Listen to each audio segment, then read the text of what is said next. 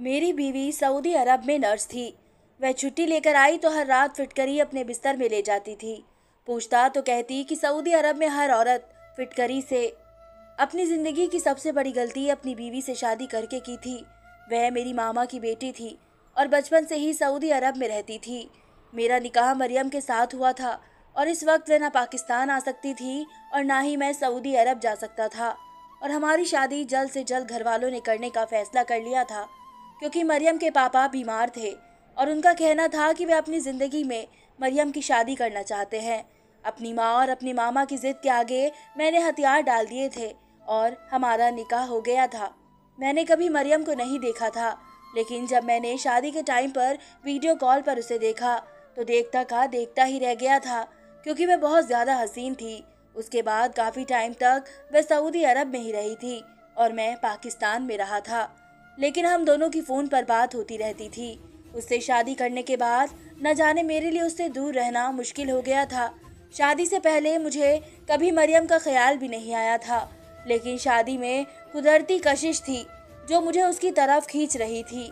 हम सारी रात वीडियो कॉल पर बात करते थे। मैं चाहता था कि जल्द से जल्द वे मेरे पास आ जाए, लेकिन ये दूरियां ख़त्म होने का नाम नहीं ले रही थी। लेकिन वीडियो कॉल से मिलने की तड़प में ज़्यादा इजाफा होता जा रहा था और मैंने भी उससे कहा कि मैं भी सऊदी अरब आ जाऊं, लेकिन मेरी बहुत ज़्यादा कोशिश के बावजूद भी मेरे कागजात बनने में बहुत ज़्यादा दिक्कत लग रही थी। इसलिए मैंने मरियम से कहा कि तुम ही छुट्टी लेकर पाकिस्तान आ जाओ। मैं उसे जल्द से जल्द मिलना चाहता था। मरियम सऊदी अरब के बहुत ही बड़े अस्पताल में नर्स थी, इसलिए छुट्टी लेना बहुत मुश्किल था, लेकिन काफ़ी कोशिश करने के बाद उसे छुट्टी मिल गई और वह पाकिस्तान आ गई, क्योंकि वह भी मेरी तरह बेताब हो रही थी। अब मैं सोचता हूँ काश मैं उसे यहाँ ना बुलाता, काश मैं घर वालों के कहने पर शादी ना करता, क्योंकि इससे शादी करके मेरी पहली गलती थी और उसे पाकिस्तान बुलाना मेरी दूसरी गलती थी। वह लड़की जिसे मैं बहुत ज़्यादा खूबसूरत और सुलझी हुई समझ रहा था, उसने मुझे और मेरी सारी ज़िंदगी को उलझा कर रख दिया था। पाकिस्तान आई तो मैं बेहद खुश हो गया था कि मेरी बीवी मेरे पास आ गई है। मरियम से मिलने की खुशी में अल्फाजों में बयान नहीं कर पा रहा था, लेकिन उसने यहाँ आते ही मुझसे अजीब सी फरमाइश करी तो मैं हैरान रह गया था। उसने मुझसे कहा कि वह मुझसे रूबरू रस्मों रिवाज के साथ शादी करना चाहती है। वीडियो कॉल वाले निकाह को उसका दिल नहीं मान रहा था। मैंने हैरत से देखा वह कैसी बातें कर रही थी। अगर उसका दिल आराम में नहीं था तो वीडियो कॉल में मुझसे कैसे बात कर रही थी और मेरी हर फरमाइश पूरी करती थी, जिसमें अगर उसका दिल ठीक नहीं था, अगर उसने निकाह को नहीं माना था, तो फिर मुझे उससे बात भी नहीं करनी चाहिए थी। खैर, मैंने उसे कुछ नहीं कहा और उसकी बात मानते हुए उसे मस्जिद में ले गया था और रूबरू उसके साथ शादी कर ली। तब उसने कहा मेरा दिल को आराम मिल गया है। हालांकि मेरा दिल पहले से ही अच्छा था। पहले जब फ़ोन पर निकाह करने की बात हुई थी तो मौलाना ने अच्छे तरीके से हमारी शादी कराई थी, तो फिर शादी में कोई शक नहीं होना चाहिए। खैर, मैं उसके जज्बात को पकड़ते हुए इसकी फरमाइश पूरी करती थी और शादी के बाद उसे घर पर लेकर आ गया। मस्जिद में निकाह करने के बाद मैंने घर वालों को नहीं बताई थी, क्योंकि उनको बताने का मतलब था कि बिना वजह बातें खड़ी करना। मेरे घर वालों ने और मरियम को बिना कहे उसे सजा सवार कर बकायदा मेरे सामने शामिल कर दिया था। मैं मरियम के हुस्न को देख रहा था, लेकिन मुझे अचानक मेरे दोस्त के मोबाइल से कॉल आ गई। उसका बहुत बड़ा एक्सीडेंट हो गया था। मेरे दोस्त को अस्पताल में पहुंचा दिया गया था और अस्पताल वालों ने जब उसका खून चेक किया तो सबसे पहला नंबर मेरा ही था और मैं सारी बातें सुनकर घबरा गया था कि कहीं उसकी हालत सीरियस ना हो और फौरन अस्पताल में पहुंच गया। और इसी तरीके से मैंने अपनी पहली रात का मौका गंवा दिया था। पूरी रात और पूरा दिन मैं अस्पताल में ही रहा था। जब मैं वापस आया तो शर्मिंदा था कि शायद मरियम को मेरी हरकत बुरी लगी हो, लेकिन मैं बहुत ही दरियादिल लड़की थी, इसलिए उसने मुझे माफ़ कर दिया और मेरे दोस्त की खैर खबर पूछने लगी थी। सब घर वालों को हाल देने के बाद मैं और मरियम अपने कमरे में चले आए थे। मैं उसकी गुर्बत के लिए तड़प रहा था, लेकिन बजाय वह मेरे साथ बैठती, वह अचानक से अपना सूटकेस खोलने लगी और वहाँ से एक छोटा सा शॉपर निकाला। पहले वह शॉपर उसने हाथ में छुपाया और फिर बाथरूम में चली गई और फिर 1 घंटे तक बाहर नहीं निकली। मैं सोच में पड़ गया कि आखिर उसके साथ ऐसा क्या मसला है कि वह शॉपर लेकर बाथरूम में चली गई और इतनी देर लगा दी, क्योंकि हमारी पहली मुलाकात थी और नई नई शादी थी और मैंने उससे ज़्यादा सवाल पूछने से अभी दूर ही रहा था। पहले मैंने सोचा कि दरवाज़ा खटखटा कर उससे पूछूं कि वह ठीक तो है ना, कहीं ऐसा तो नहीं है कि वॉशरूम में बेहोश हो गई हो। फिर मैंने इरादा बदल दिया, कहीं वह दरवाज़ा बजाने से शर्मिंदा न हो जाए, और बिस्तर पर आकर लेट गया। मैं थका हुआ था, इसलिए उसका इंतज़ार करते करते मुझे नींद आ गई। मरियम न जाने कब वॉशरूम से निकली और मेरी सुबह आँख खुली तो वो मेरे पास गहरी नींद में ही सो रही थी। कल रात मेरी शादी की पहली रात थी, जिसके लिए मैं इस रात का बहुत सारे सपने देख रहा था, और वह रात दूसरी बार भी इसी तरीके से चली गई थी। मैं उससे मिलने की बेताबी कर रहा था। मुझे हैरत थी कि अगर मैं सो भी गया था तो मरियम का मुझे जगाना चाहिए था। जब मैं उसे इस बारे में बात की तो उसने कहा कि मुझे गहरी नींद सोता देखकर उसका दिल नहीं किया कि वह मुझे जगाए। इसकी इस बात पर मेरे दिल में मोहब्बत का समंदर आ गया, लेकिन इसके बाद भी अभी बस नहीं हुई थी। अब ये रोज का हो चुका था। सुबह को मैं काम पर चला जाता, शाम को घर वालों के साथ वक्त गुजारता, और जब सोने का वक्त आता तो वे बाथरूम में शॉपर लेकर चली जाती थी और घंटों अंदर रहती थी। मुझे ये बात अब पूरे तरीके से बुरी लगने लगी थी। मुझे अब ऐसा महसूस हो रहा था कि वह मुझसे कुछ छुपा रही है। खैर, एक रोज मरियम से सवाल किया और उससे पूछा कि वह रोजाना इस थैली को लेकर बाथरूम में क्यों जाती है। उसने कहा कि इसमें फिटकरी है। फिटकरी का नाम सुनकर मैं तो हैरान रह गया था। मैंने कहा, ये पाकिस्तान में कुछ बीमारियों के लिए और बहुत सारी चीज़ों के लिए यूज़ की जाती है। मुझे मालूम नहीं था कि सऊदी अरब में आई हुई एक लड़की फिटकरी जैसी चीज़ के बारे में जानती भी होगी। मुझे इस बात का अंदाज़ा नहीं था। मैंने कहा कि तुम इसका क्या करोगी, क्या ज़रूरत है? मैं तुम्हें एक पढ़ी लिखी लड़की समझता था। मैं हैरान हूँ कि तुम देसी औरतें वाले काम कर रही हो। आखिर फिटकरी से तुम ऐसा कौन सा काम करती हो? ये तो एक देसी चीज़ है। मेरी बात पर वह बोली कि नहीं, ऐसा भी नहीं है कि देसी चीज़ है, इसका इस्तेमाल बना है। ये बहुत से मसलों का एक सीधा इलाज है। मुझे भी इसकी ज़रूरत कुछ टाइम पहले से ही पड़ने लगी है, और मैं चाहे नर्स हूँ लेकिन मैं देसी इलाज पर ज़्यादा ध्यान रखती हूँ। मरियम के जवाब पर मैंने सर हिला दिया। उसका जवाब बिल्कुल ठीक था, लेकिन उसे क्या मसला कि वह घंटा लगा देती थी। मैं सवाल करना चाहता था, लेकिन मरियम अब वह जा चुकी थी और मैं भी चुप हो गया था। लेकिन अब मरियम का ये रोज़ का बन गया था। वह रोज़ फिटकरी को इस्तेमाल करती। मैं इससे तंग आ चुका था। शायद मैं दुनिया के उन मर्दों में से एक था जो अपनी बीवी से अपना हक लेने के लिए भी हिचकिचा जाते हैं। मैं भी साफ अल्फाज में मरियम से अपनी ख्वाहिश का इजहार नहीं कर पा रहा था, और मुझे भी नागवारा लग रहा था कि इस जैसी पढ़ी लिखी लड़की मुझसे नज़र चुरा रही थी। एक रोज दफ्तर की छुट्टी थी और मैं घर पर ही था। मरियम अपने कामों में लगी हुई थी। तभी मेरी माँ ने कहा कि मरियम ने यहाँ पर आने के चंद दिनों बाद ही घर की सारी जिम्मेदारी अपने ऊपर ले ली है। मेरी माँ को कोई काम करने नहीं देती थी। यह बिल्कुल काबिले तारीफ थी, लेकिन मरियम मेरा दिल दुखा रही थी। उसे सिर्फ घर के फर्ज का ध्यान रखना था। वह मेरी ख्वाहिश का ध्यान क्यों नहीं कर रही थी? मेरे ख्याल आने पर मैंने अपनी माँ से सवाल किया कि फिटकरी का इस्तेमाल किस किस मर्ज में होता है। मेरी माँ ने हैरत से देखा और बहुत ही हल्के से अंदाज में बोली कि तुम्हें फिटकरी से इस्तेमाल जानकर क्या करना है। मैंने हल्के से कहा कि मेरा दोस्त जानना चाहता है, क्योंकि उसकी बीवी फिटकरी का बहुत ज़्यादा इस्तेमाल करती है। मेरी बात पर माँ ने सिर हिलाया और बोली कि फिटकरी घर के इस्तेमाल में बहुत ज़्यादा ज़रूरी होती है। ये नज़र से बचने के लिए ज़रूरी होती है, और अगर किसी को औलाद का मसला हो तो मर्द और औरत फिटकरी इस्तेमाल करते हैं। और माँ ने मुझे फिटकरी के बहुत सारे फ़ायदे बताए थे, जिससे मैं बहुत ज़्यादा उलझ चुका था, क्योंकि इनमें से कोई भी बात मरियम पर फिट नहीं बैठ रही थी। और इसका मतलब उसका फिटकरी ले जाकर बाथरूम में बंद हो जाना और घंटों तक बाहर निकलना, ये मेरे लिए बहुत बड़ी पहेली बन गई थी। मरियम काम से फ्री होकर आई तो वो भी मुझे देखकर हंसती हुई मुस्कुराती हुई सबसे घुली मिली लग रही थी। मैं उससे पूछना चाहता था कि वह फिटकरी का इस्तेमाल किस वजह से करती है। जैसे ही हम दोनों अकेले हुए, मैंने मुनासिब अल्फाज में मरियम से पूछ लिया और कहा कि मरियम, तुम फिटकरी का इस्तेमाल क्यों करती हो? अगर तुम्हें कोई बड़ा मसला है तो मैं तुम्हें किसी अच्छे से अस्पताल में ले जाकर दिखाता हूँ। और मेरी बात पर उसने हाँ में सर हिला दिया। बोला कि नहीं, मुझे डॉक्टर की ज़रूरत नहीं है, मैं मेडिकल के बारे में सब कुछ जानती हूँ। वह मुझे यकीन दिलवाने लगी कि उसे कोई मसला नहीं है, कि मैं उसकी वजह से परेशान रहूँगा। उसने सर हिला दिया और मैं वहाँ से उठते हुए बोला कि मैं अपने दोस्त से मिलने जा रहा हूँ, लेकिन मैं जल्दी लौट कर आ जाऊँगा। तुम आज अच्छे से तैयार हो जाना, मैं तुम्हारे साथ वक्त गुजारना चाहता हूँ।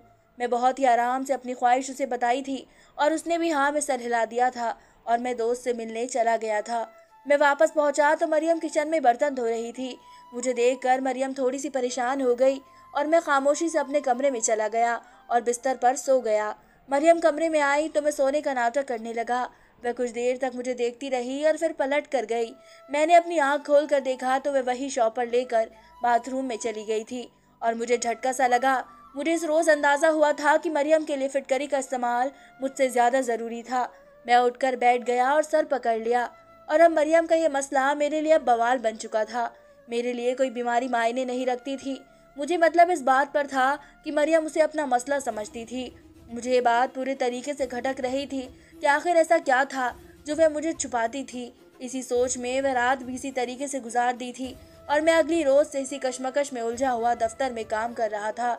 जब ब्रेक हुआ तो मेरे काम करने वाली एक औरत मुंह धोने के लिए उठी और अपनी आदत के मुताबिक अपने बैग से उसने ऐसा कुछ सामान उठाया।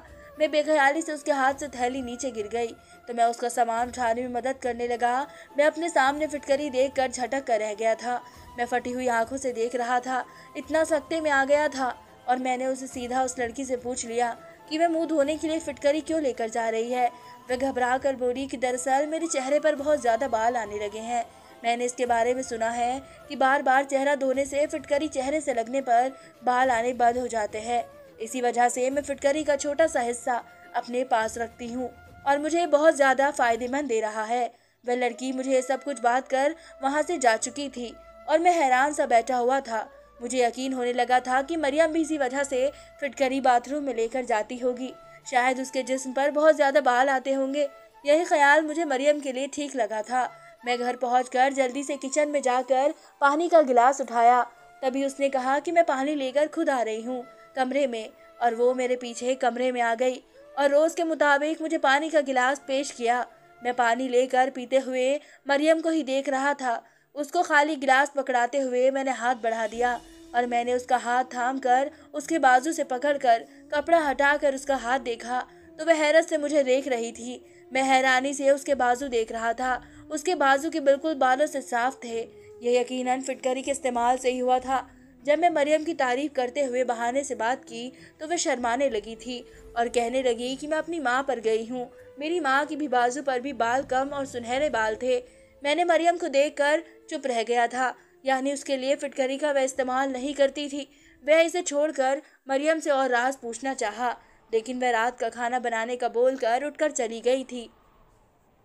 मैं इस रात भी उलझा हुआ बैठा सा रह गया और मैं अच्छा खासा उलझा हुआ रहने लगा था। उसकी इन हरकतों से मैं आजिज हो गया था और अक्सर छोटी छोटी बात पर मुंह बना लेती थी। मरियम मेरे रवैये से बहुत ज़्यादा परेशान रहने लगी थी। जब मेरा मिजाज बिल्कुल ही ख़राब होने लगा था तो मरियम बहुत ज़्यादा मुझे समझने के लिए कोशिश करती थी और मेरा आगे पीछे रहती थी और मुझे कोशिश करने की करती थी और वह मेरी खुशी के लिए सब कुछ करने लगी थी। लेकिन मेरे दिल में एक बात अटकी हुई थी जो मेरे दिल से नहीं निकल रही थी। मुझे उसका रवैया, रात को फिटकरी ले जाकर कब बाथरूम में चले जाना और 1 घंटे बाद आना, ये सब मुझे बुरा लग रहा था और मैंने ये भी महसूस करना शुरू कर दिया था कि मरियम चुप चुप रहने लगी थी, लेकिन उसने अभी भी ये सब कुछ करना छोड़ दिया था। हमारे बीच में सब कुछ ठीक हो चुका था और हमारे ताल्लुक भी अच्छे हो गए थे। सोच तो ये भी थी कि मरियम ने मुझे हर किस्म का सुख दिया हुआ था। वो बेहतरीन और मुकम्मल लड़की थी, उसमें कोई कमी नहीं थी। मेरे हर वक्त टोकने की वजह से उसे फिटकरी लेकर बाथरूम में बंद होना छोड़ दिया था। मुझे लगा था कि अब उसका जो मसला था अब नहीं रहा, सब ठीक हो चुका था। लेकिन एक रोज़ मेरी तबीयत खराब हो गई। मैं अपने टाइम से पहले 2 घंटे पहले ही पहुंच गया था और मेरी माँ बाहर बैठी हुई थी। मैं भी अपनी माँ के पास लेट गया और माँ ने मेरी तबीयत का सुना तो मेरी बहन से चाय बना कर लाने के लिए कहा। मैंने मरियम का पूछा तो मेरी माँ ने सर झटकते हुए जवाब में बात जो बताई जो मुझे झटके में डाल गई थी। माँ बोल रही थी कि मरियम बाथरूम में है और वे रोज़ाना तुम्हारे आने से पहले ही 2 घंटे बाथरूम में बंद रहती है और न जाने बाथरूम में क्या करती है। अजीब लड़की है जो नहाने में इतना टाइम लगाती है। मैं तो हक्का बक्का रह गया था। मेरा अंदाज़ा गलत था और मरियम ने वह काम नहीं छोड़ा था, बल्कि वह सिर्फ मेरे पीछे अकेली वक्त निकालती थी। मैं सब देख कर दंग रह गया था। मैं अभी ये बात नज़रअंदाज भी नहीं कर पा रहा था। जाने क्यों मुझे मरियम की हरकत बहुत अजीब सी लगने लगी थी। हालांकि वह फिटकरी ही बाथरूम में लेकर जाती थी। मैंने सुन रखा था कि फिटकरी का इस्तेमाल जादू टोने में भी करते हैं। मुझे लगा कि वह कहीं मरियम भी कुछ ऐसा करती होगी, लेकिन वह बाथरूम में जाकर क्यों करती थी? वह नमाजी लड़की थी। मुझे अपनी सोच पर कुछ शर्म आई कि मैं उसे जादू करने वाली लड़की समझ रहा था। हालांकि उसे मुझ पर और हम पर किसी पर जादू करने की कोई ज़रूरत नहीं थी।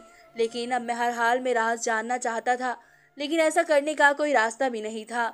मैं एक रोज़ अपने बेहतरीन दोस्त के बारे में बुलाने पर उससे मिलने के लिए गया, लेकिन वहाँ पर भी मैं इस बात पर उलझा का उलझा बैठा रहा।